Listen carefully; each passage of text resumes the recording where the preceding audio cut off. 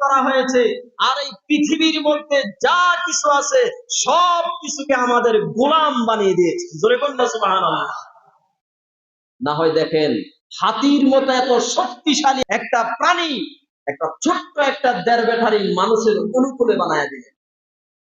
হাতিকে যেদিকে ঘুরায়, যেদিকে নাড়ে, হাতি ওই দিকে যায়। যে গাড়ির সামনে একটা সিঙ্গেল দে, একটা সিগন্যাল আছে, ওই সিঙ্গেল দিলে ওই গাড়ির আক্রমণ করে। কথা কোন ঠিক না বেঠিক?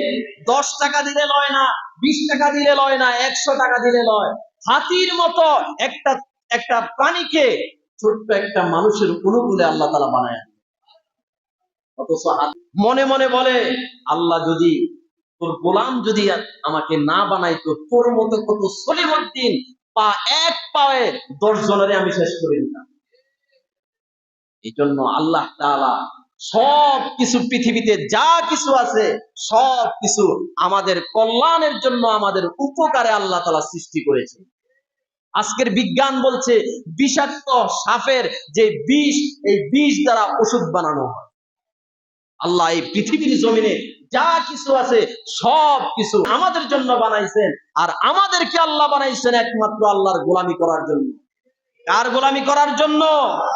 আজকে আমরা মানুষরা আল্লাহর গোলামি বাদ দিয়ে আজকে নেতা নেত্রী মানুষের গোলামি করি। কথা বলেন ঠিক না বেশি? আজকে আমাদের উচিত ছিল একমাত্র আল্লাহ ছাড়া আর কারো গোলামি করা যাবে। কথা বলেন ঠিক কিনা? আল্লাহর গোলামি ছাড়া এই পৃথিবীর জমিনে আর কারো গোলামি করা যাবে না। কিন্তু আজকে আমরা দলের ভয়ে, নেতার ভয়ে, চাকরির ভয়ে আজকে আমরা মানুষের গোলামি করি। কথা বলেন ঠিক না বেশি?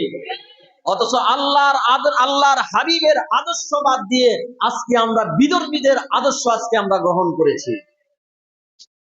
অতএব এই দেশ, এই সোনার বাংলাদেশ কোরআন দিয়ে চলুক, এটা আমরা চাই কি চাই না? আরো জোরে বলেন, এই দেশ কোরআন দিয়ে চলুক, এটা আমরা চাই কি চাই না?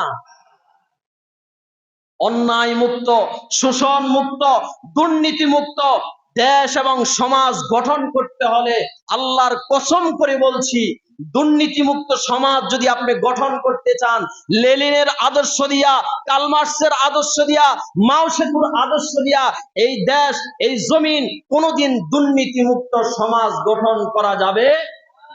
অতএব কি করতে হবে?